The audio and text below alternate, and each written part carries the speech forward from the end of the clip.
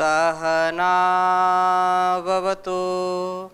सहनौ भुनक्तु सह वीर्यं कर्वावहै तेजस्विनावधीतमस्तु मा विद्विषावहै।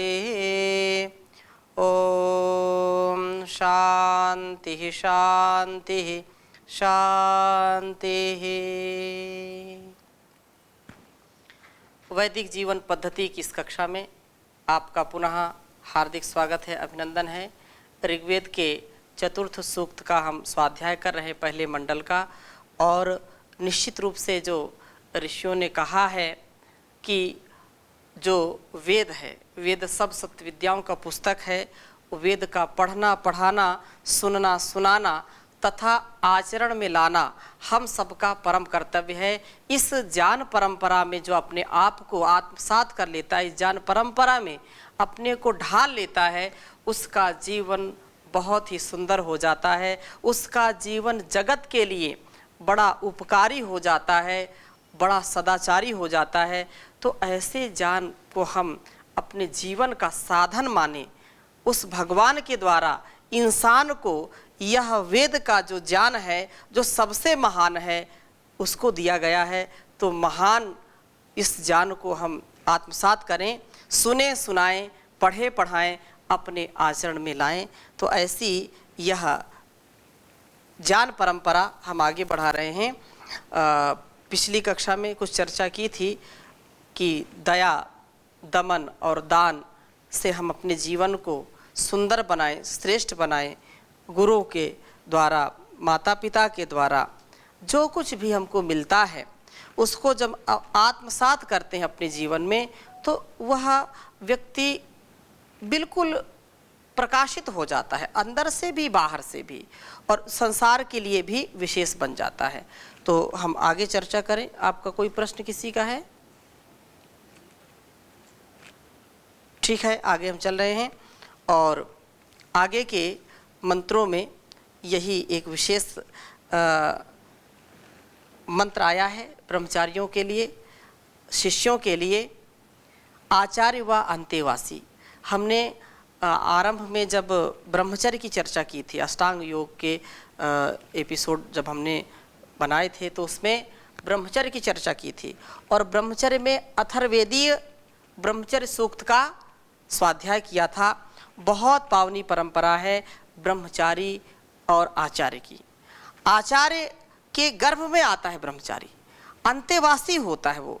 और वही कुछ भाव इस अगले मंत्र में हमको जो है उसके दिग्दर्शन होंगे।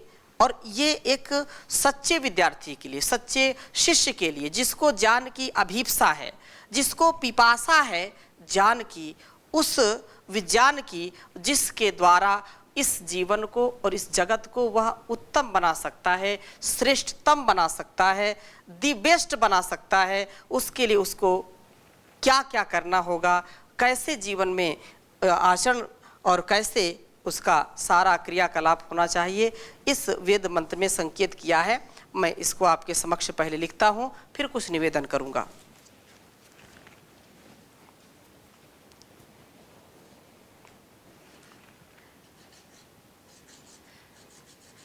अथाते अंतमानाम ओम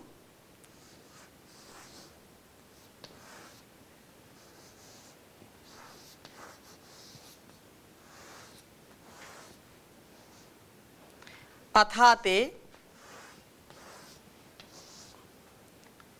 अंतमानाम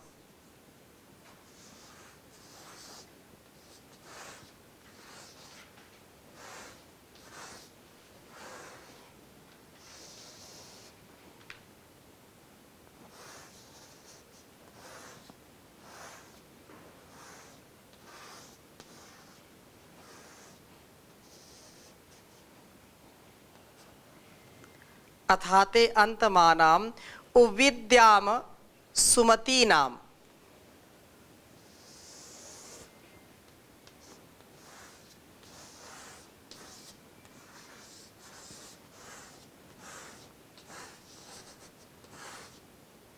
विद्याम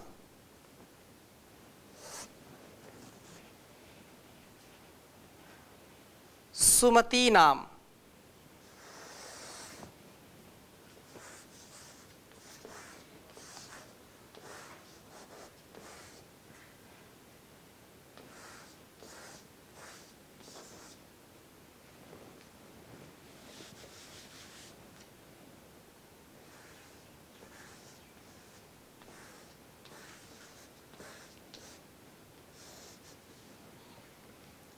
सुमति नाम मानो अति ख्या आगही। माँ नो अति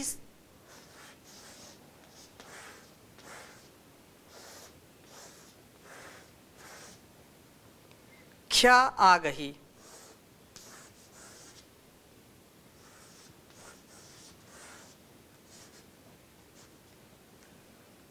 आगही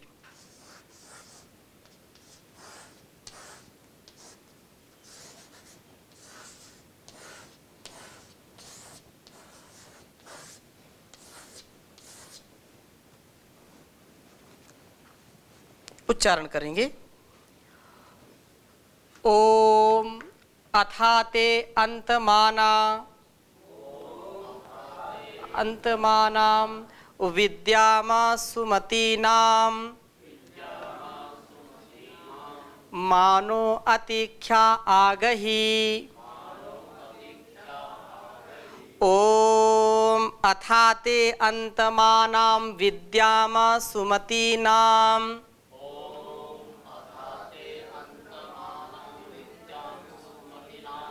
मानो अतिख्या आगही।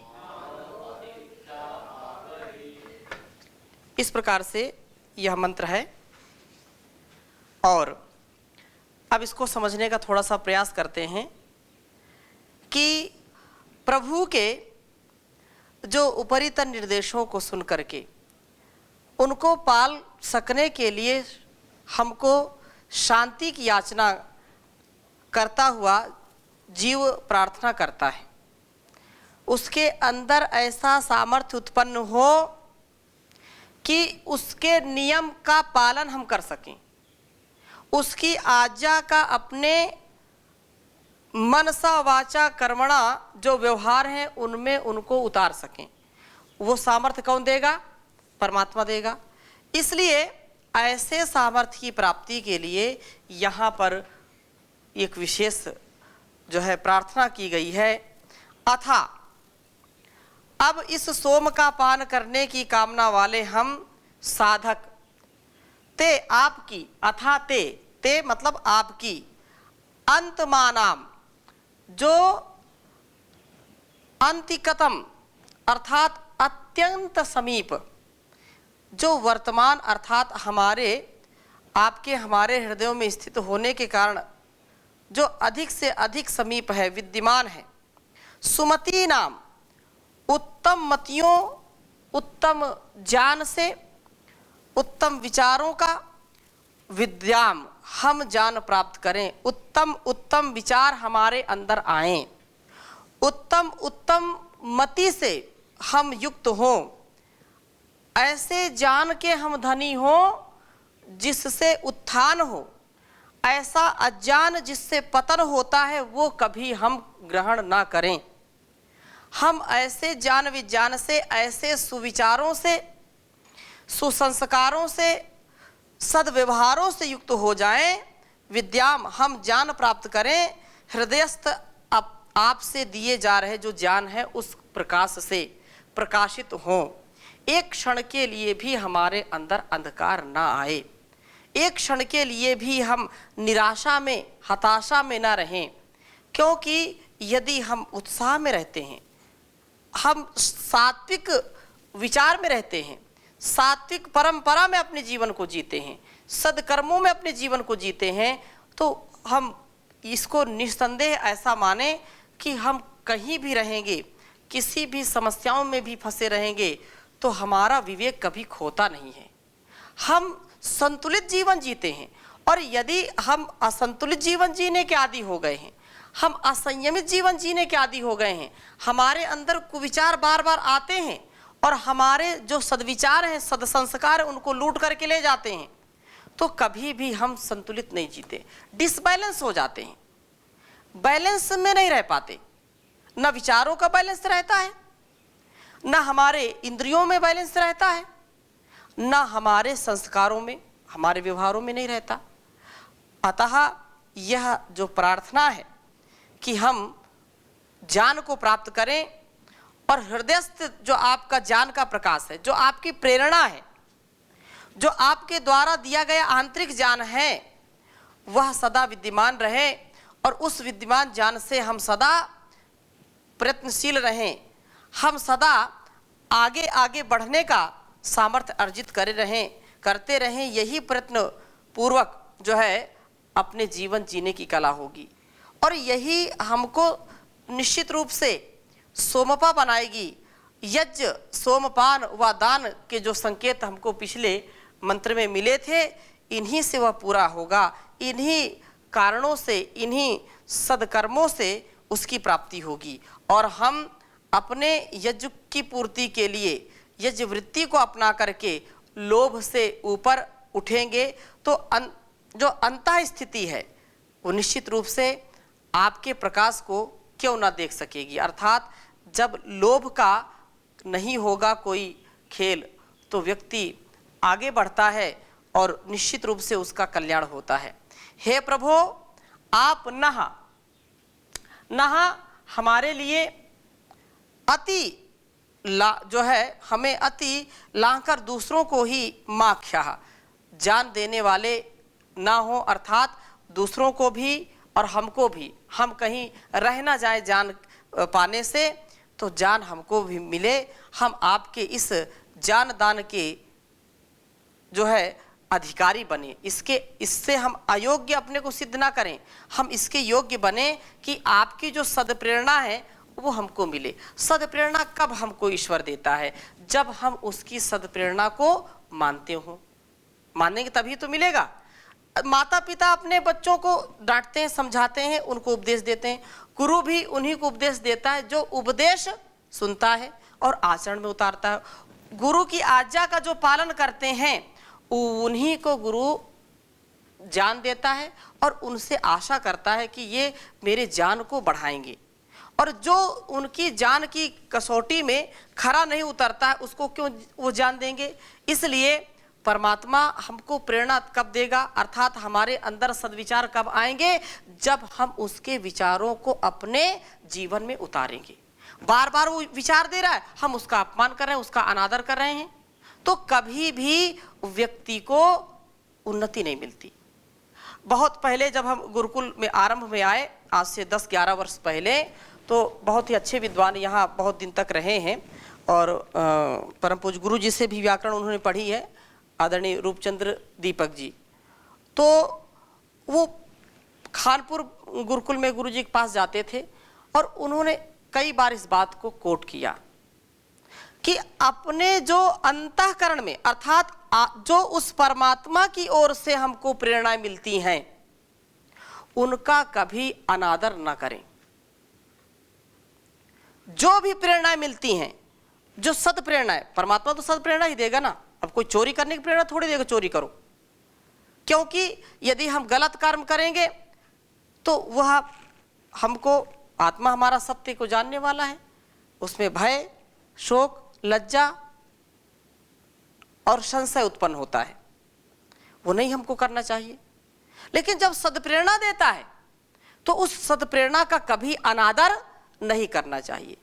आप अनादर बार बार करेंगे तो फिर वो प्रेरणाएं आएंगी भी तो आपको पता नहीं चलेगा और परमात्मा हमको फिर चाह करके भी बचा नहीं सकता। वो बोल रहे हैं ना कि जिसको जान ही नहीं है, जो बेहोश है, उसको कौन होश में ला सकता है? अर्थात जो व्यक्ति जान बूझ कर के ढिठाई करेगा उसको ब्रह्मा जी भी आ जाए तो भी बचा नहीं सकते। इसलिए हम उस परमात्मा से जो सद प्रेरणा पाते हैं, अपने हृदय को सुचिता युक्त बनाते हैं, उसी से ये संभव है कि हम विद्या से अपने जीवन को, क्योंकि गुरु के हम गर्भ में हैं, गुरु हमको बार बार प्रेरणा करेगा। और सबसे बड़ा गुरु कौन है? परमात्मा। तो वो कब हमको प्रेरणा करेगा?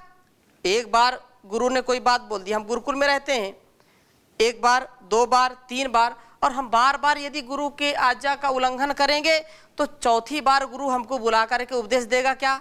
नहीं देगा। क्यों? क्योंकि वो भी जानता है कि ये इसका पात्र नहीं है, इसमें पात्रता नहीं है। और जो पात्र होता है वो इंगितेन चेष्टितेन निमेषतेन, अर्थात गुरु के इशारे मात्र से, इंगित करने मात्र से उसको एक तरफ इशारा कर दिया और वो कार्य को करने में जो है उद्यत हो जाता है, उस कार्य में संलग्न हो जाता है। इसलिए परमात्मा से प्रार्थना हमको करनी चाहिए कि सद्प्रेरणा दो, सद्भावना दो, जीवन को मेरे शुचिता से भर दो। सद्भावना दो, सद्प्रेरणा दो, जीवन को मेरे शुचिता से भर दो। करूं तेरा पूजन, नमन तुझको अर्पण, जीवन ये मेरा बन जाए मधुबन। आशीष तेरा सदा ही मिले यूं, बागों में फूलों के जैसा खिले यूं। है संगीत तुझसे, मुझे प्रीति तुझसे, हमारी कहानी की हर रीति तुझसे। सद्भावना दो, सद्प्रेरणा दो, जीवन को मेरे शुचिता से भर दो। तू ही मेरा ईश्वर, तू ही मेरी पूजा, तू ही मेरी ईश्वर, तू ही मेरी पूजा। तुझे ही मैं चाहूं, न तुझसा है दूजा। तू है मेरी जरूरत, ऐ ममता की मूरत, जहाँ से भी प्यारे लगे तेरी सूरत। तू मेरी ज़रूरत, ऐ ममता की मूरत, जहाँ से भी प्यारी लगे तेरी सूरत। सद्भावना दो, सद्प्रेरणा दो, जीवन को मेरे शुचिता से भर दो। प्रभु प्यार तू है, सहारा भी तू है, सखा भी तू मेरा, किनारा भी तू है। तू ही राह मेरी, तू ही मेरी मंजिल, तू ही मेरी कश्ती, तू ही मेरा साहिल। सद्भावना दो, सद्प्रेरणा दो, जीवन को मेरे शुचिता से भर दो। तुझ में छिपी है कोई दिव्य शक्ति, तुझ में छिपी है कोई दिव्य शक्ति। तू मुझ में भी भर दे वही दिव्य शक्ति। तू वेदों की वाणी है जग की कहानी, तू वेदों की वाणी है जग की कहानी। ये दुनिया भी तेरी प्रेम दीवानी।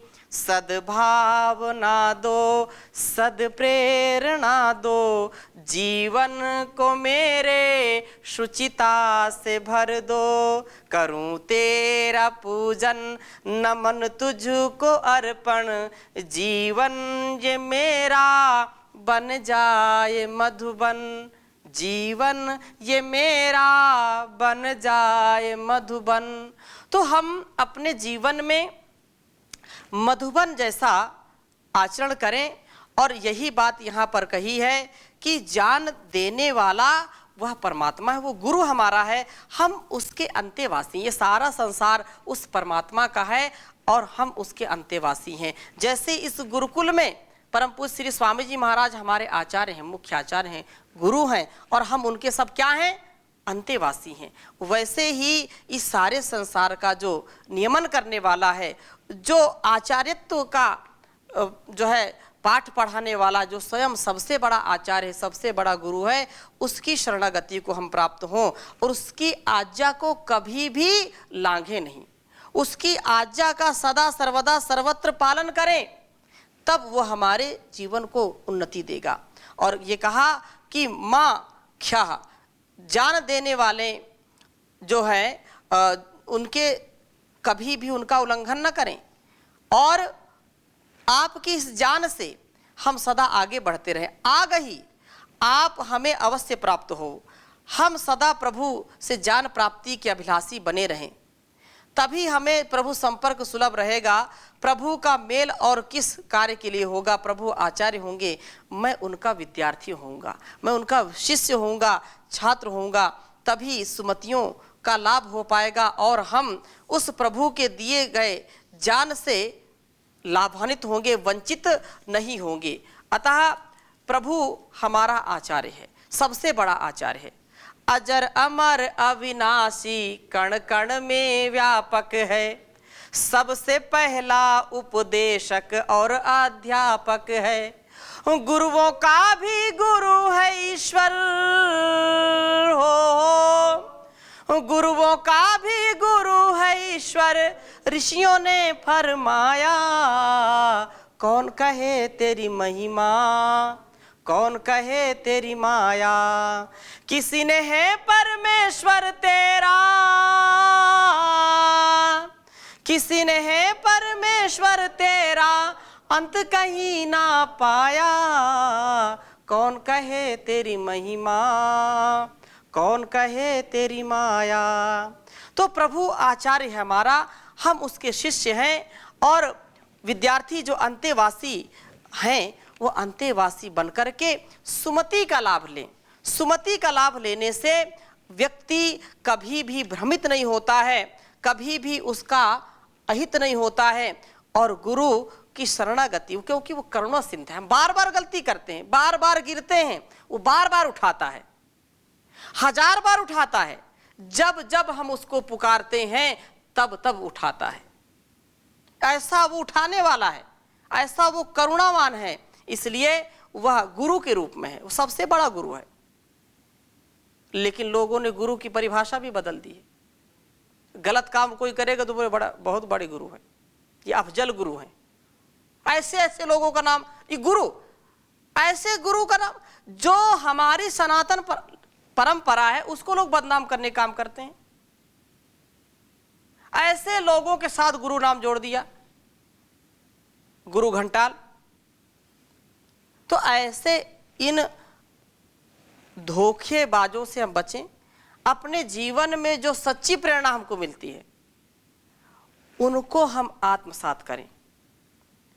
ये जो भारतीय परंपरा है, जो ऋषि परंपरा है, उसको लोगों ने दबाने का बहुत प्रयास किया, लेकिन ये गुरु सत्ता ही ऐसा है कि हमको इस संसार में, ये भारतवर्ष गुरु था, गुरु है और आगे भी गुरु रहेगा, आगे भी गुरु रहेगा। लेकिन हम यदि प्रयास नहीं करेंगे तो बड़ी हानि हुई है और हो रही है, आगे भी होगी।